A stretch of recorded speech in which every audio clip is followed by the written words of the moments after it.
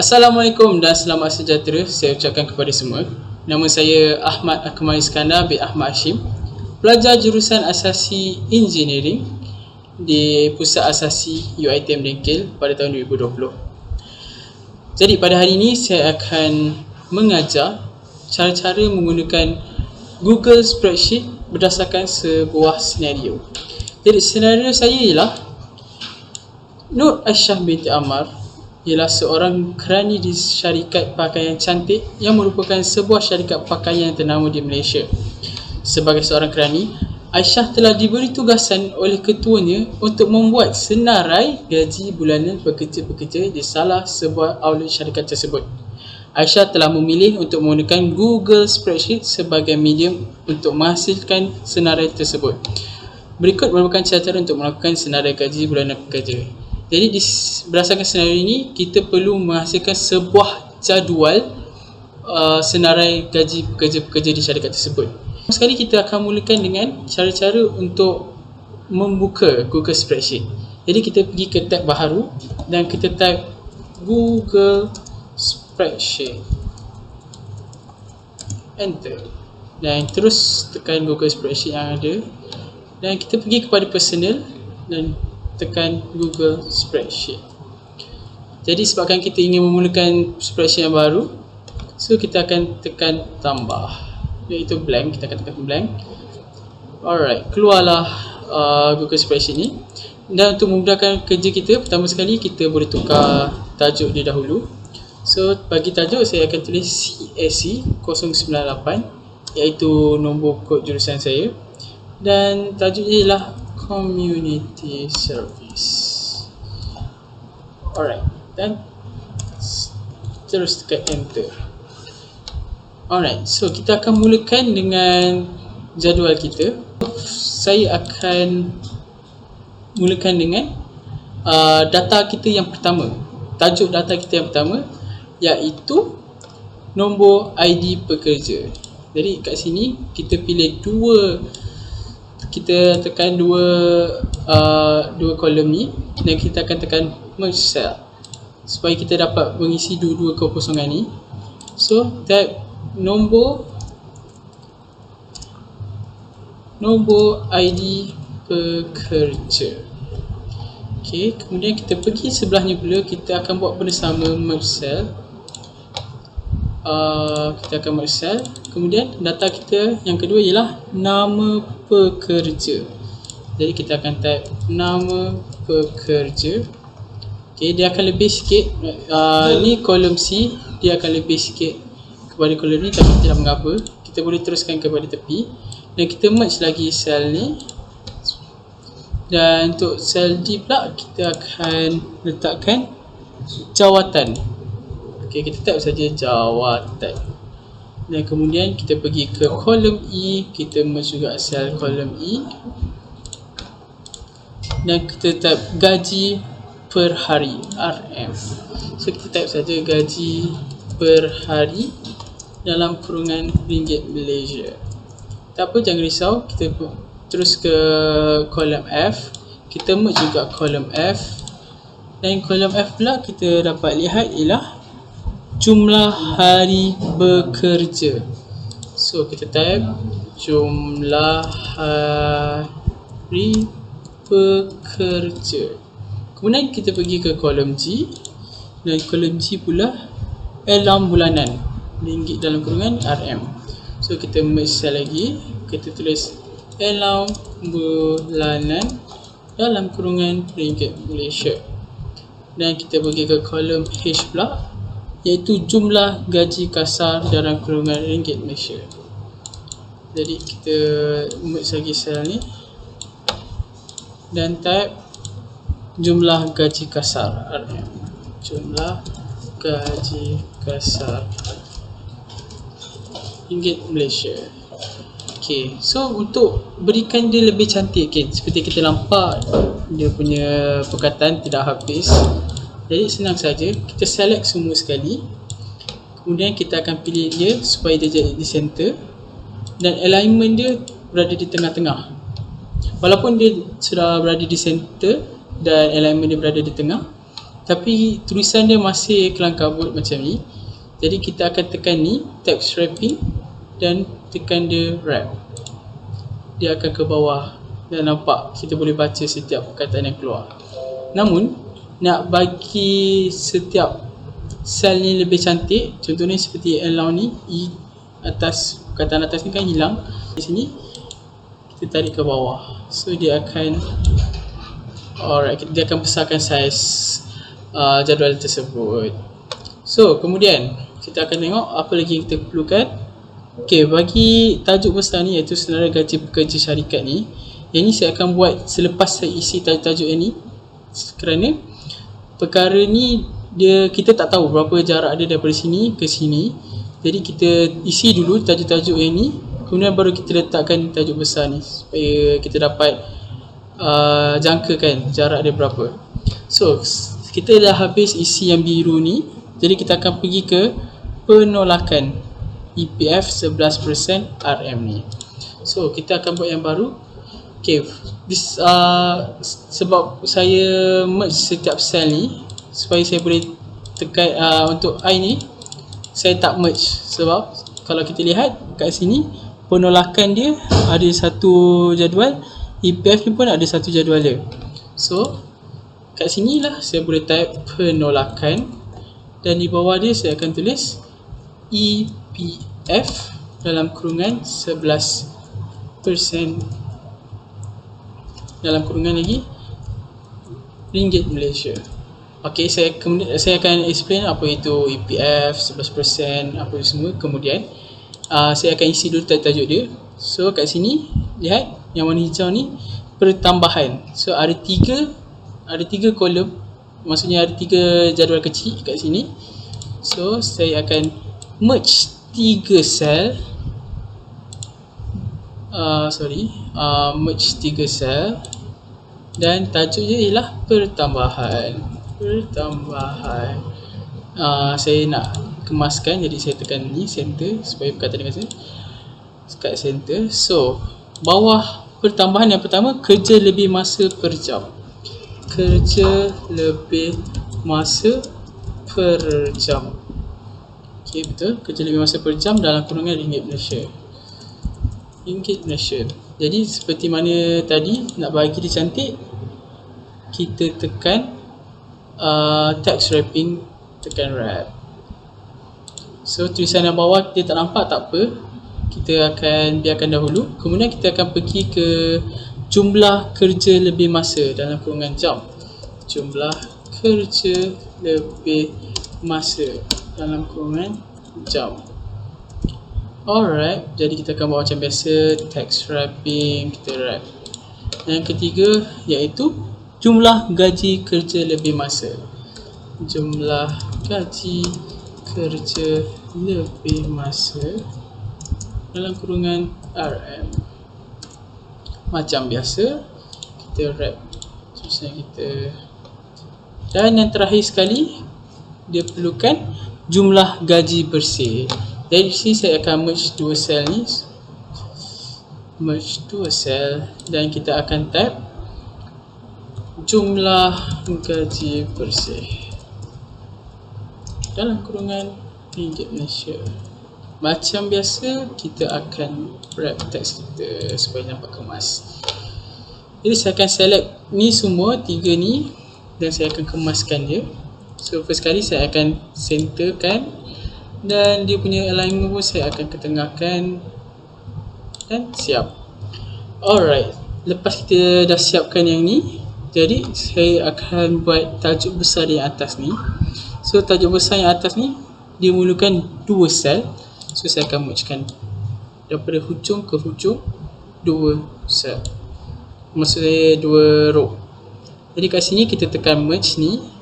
Okay, dan kita merge horizontally, so supaya dia buang arrow-arrow yang ada yang vertical kat atas ni. So tajuk kita yang pertama ialah, okay, kita tengok dulu, senarai gaji pekerja syarikat pakaian cantik. Kita type saja senarai gaji pekerja syarikat pakaian cantik sendirian Berhad Okay, senarai kerja Seremban, outlet Seremban.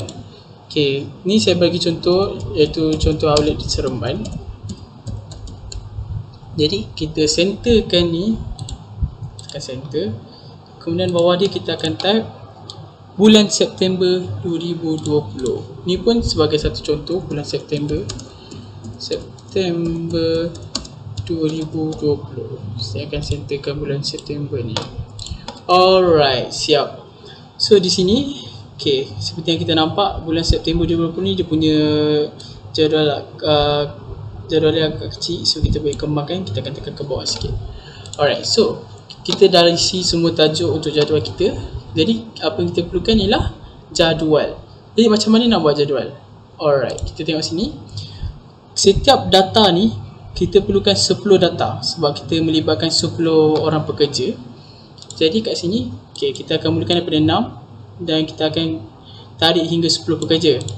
Tapi sebabkan atas ni sekali pun kita akan buat jadual sekali, so kita akan tarik ni dan 10 tambah 10 ke bawah. Ni 2, 3, 4, 5, 6, 7, 8, 9, 10. Okay, dah select semua ni dan kita akan pergi ke sini, borders, dan kita akan select all borders. So jadilah jadual. Alright, kita akan teruskan. Okay, setelah siap jadual ni, kita akan isi setiap ni dengan setiap data yang diberikan. Okay, contohnya nombor ID pekerja ni saya akan letak 100-101.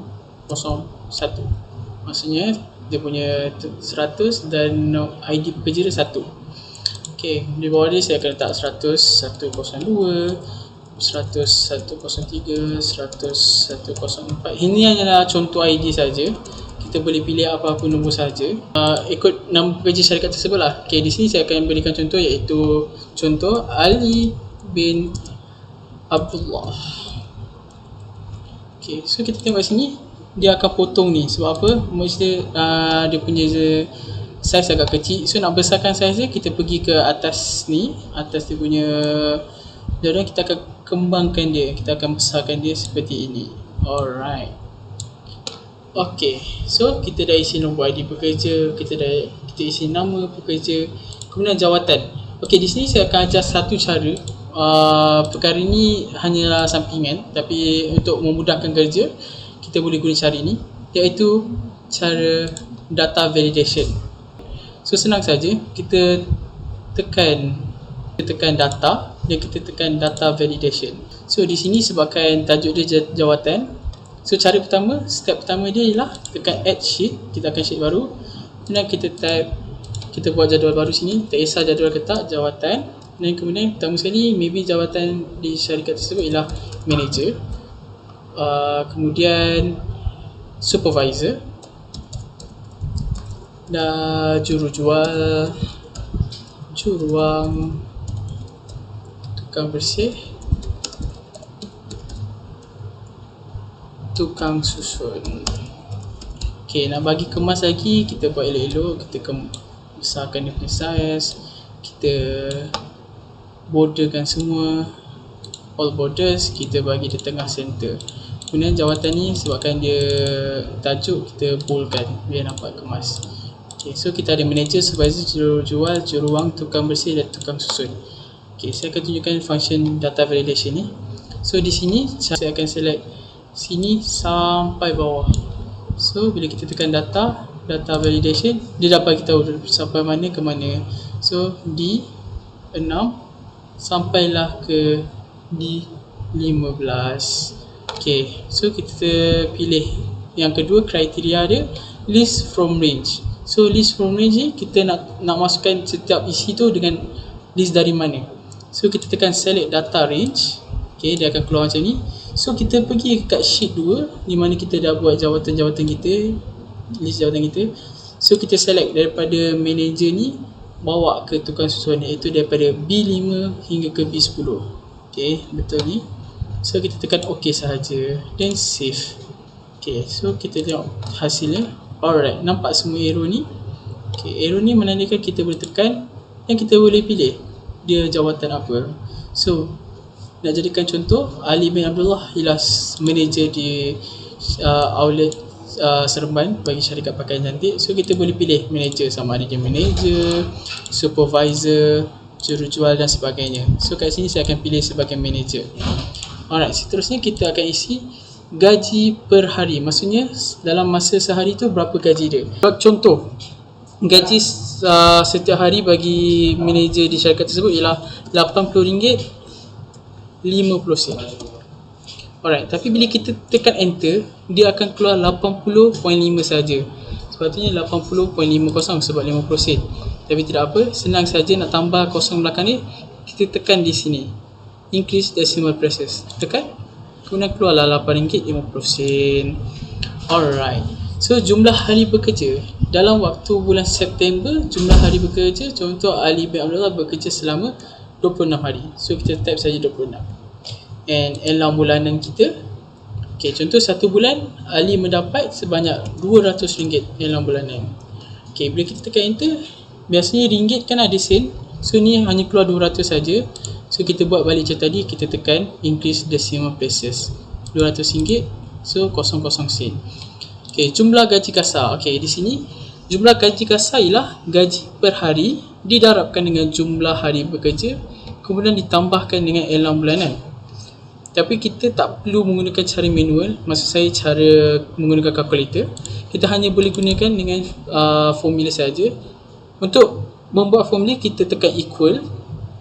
Okay, kemudian disebabkan kita ada pendaraban dan juga tambahan, so kita akan darab dahulu. Nak bagi formula dia darab dahulu, kita buat dalam kurungan. So kat sini saya akan tunjuk. Okay, kita nak darabkan gaji per hari dan jumlah hari dia bekerja. So gaji per hari ni kita hanya perlu select ni kotak ni saja. So dia keluar E6. Di sini E6. So gaji dia sehari ialah RM80.50. Jadi kita nak darabkan dengan jumlah hari bekerja. Bagi formula, darab ialah bintang. So kita tekan bintang dan kita hanya perlu tekan jumlah hari bekerja dia, iaitu di kotak yang ni. So 26. So kat sini tunjuk F6. Alright, so lepas kita darab, kita tutup kurungan, kemudian kita tambah. Tekan tambah, kita tambahkan dengan elang bulanan dia, RM200. So kita tekan kotak ini pula. So dapat macam ni formula dia. Kita boleh lihat formula dia di atas ni juga. Dah settle, kita tekan enter, keluarlah jumlah gaji kasar dia. Alright, seterusnya kita tengok ke penolakan. Penolakan ni kita akan tolak gaji dia sebabkan EPF. EPF ni simpanan wang pekerja. So 11% daripada gaji jumlah gaji kasar ni dia akan disimpan. So kita akan tolak gaji dia. So macam biasa, kita guna formula equal, formula dia sebabkan 11/100.11. Okay, so 11/100 kita darabkan dengan, so darab bintang, kita darabkan dengan jumlah gaji kasar dia. So 11/100 kita darabkan dengan, okay, kita tekan kotak jumlah gaji kasar dia, iaitu pada H6 dan enter. So keluarlah penolakan dia, iaitu 11% daripada gaji asal, 252.23. So pertambahan pula kerja lebih masa per jam. Okay, kat sini kita kembangkan ni supaya kita boleh nampak tajuk dia dengan lebih jelas. Okay, jumlah kerja lebih masa per jam. So 1 jam kemungkinan besar dia boleh mendapat sebanyak RM7. Okay, RM7 per jam. Kita tekan decimal places. Jumlah kerja lebih masa jam dalam sebulan, dia kerja berapa jam lebih masa dia. Contoh dalam 6 jam lebih. Jadi jumlah kerja lebih masa. Okay, kita buat cara formula juga. Equalkan kerja lebih masa dia 1 jam dengan, kita darabkan dengan bintang, jumlah kerja lebih masa dia, berapa jam dia kerja lebih masa. So tekan nombor 6 dan enter.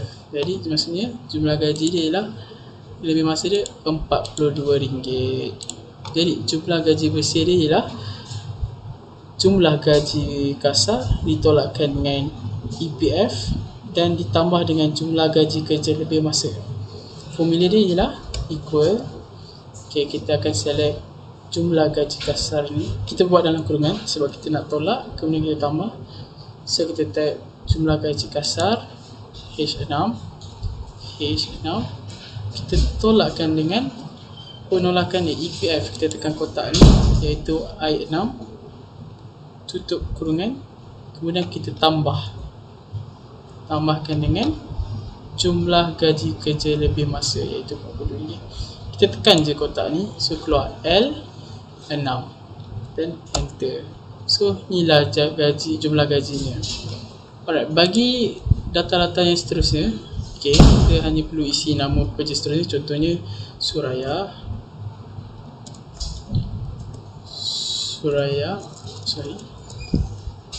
Suraya binti Ali binti Abu.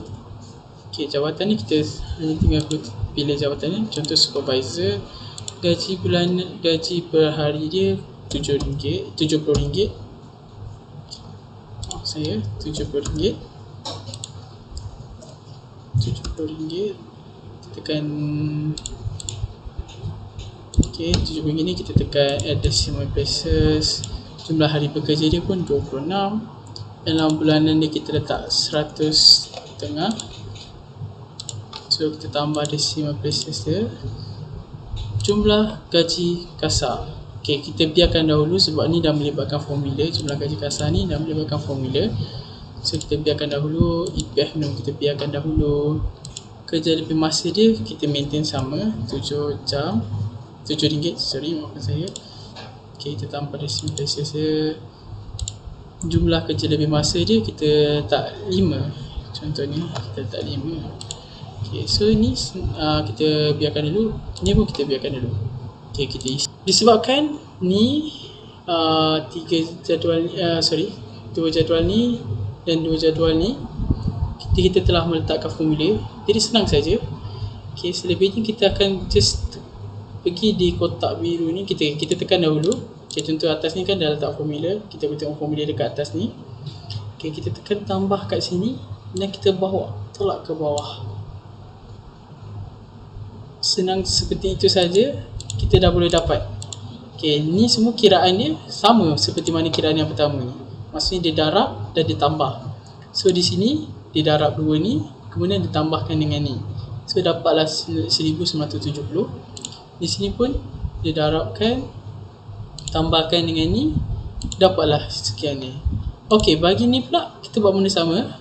Okay, maksudnya 11% daripada jumlah gaji kasar. So kita tekan ni, tekan tambah, kita tarik sampai ke bawah ni, sampai mana yang ada jadual. So keluarlah ni 11% daripada gaji dia yang ni, dan ni pun 11% daripada gaji dia yang ni. Kemudian ni pula, okay, kita buat bersama, kita tekan dan kita tarik ke bawah. So yang ni RM7 darabkan dengan 6, RM42. Ni darabkan ni, dapat ni. So yang terakhir sekali pun kita buat benda sama, kita tarik je ke bawah, dapatlah jumlah gaji bersih. Kemudian kita cantikkan ni dengan tambah warna. Okay, saya akan tunjuk contoh. Okay, kat sini kita boleh select semua ni, kita letak tambah warna, fill color. So kita letak ni, okay, kita pilih color biru. Bagi penolakan biasanya sebabkan kita tolak gaji, so eloknya warna merah. Kita boleh tekan warna merah. Pertambahan kita boleh letak warna hijau sebab berita gembira. Dan ni pun kita boleh letak warna, okay, warna biru juga bagi kemas. Alright. Kemudian terakhir sekali nak bagi kemas, kita pilih semua sekali, kita centerkan dia. Alright, dah center. Dan alignment dia pun kita centerkan juga bagi kemas. Alright, so last sekali kita hanya perlu tambahkan nama pekerja, jawatan, gaji per hari dia apa, okay, jumlah hari bekerja dia, dalam bulanan dia berapa. Lepas dah isi tiga-tiga ni, kita hanya perlu tekan pada jumlah gaji kasar ni dan drag ke bawah. Bila kita drag, dia terus buat penyeraan. Kalau masa ni contoh, kita tak isi apa-apa dekat sini, 3 kotak ni, dia akan kosong. Maksudnya tambahan dia tak berlaku, kosong. So EPF ni pun sama, kalau kita tak tulis apa-apa, dia akan lebih kosong. Okay. Last sekali, jadual yang telah siap dibuat. Okay, beginilah result terakhir dia. Okay. So kita bagi sini dulu. Alright, so ni dah yang dah siap. Okay, nombor ID pekerja, nama pekerja dia, jawatan dia sampai bawah. So gaji per hari dia berapa dan jumlah hari pekerja dia, dan allowance bulanan dia berapa kita boleh isikan, dan jumlah gaji kasar dia kita boleh lihat kat sini berapa gaji dia orang, and dah tolakkan dengan EPF. Okay, kerja lebih masa, dia punya jumlah gaji kerja, dan akhir sekali jumlah gaji bersih mereka. So sekian saja daripada saya. Sekian, terima kasih. Assalamualaikum warahmatullahi wabarakatuh.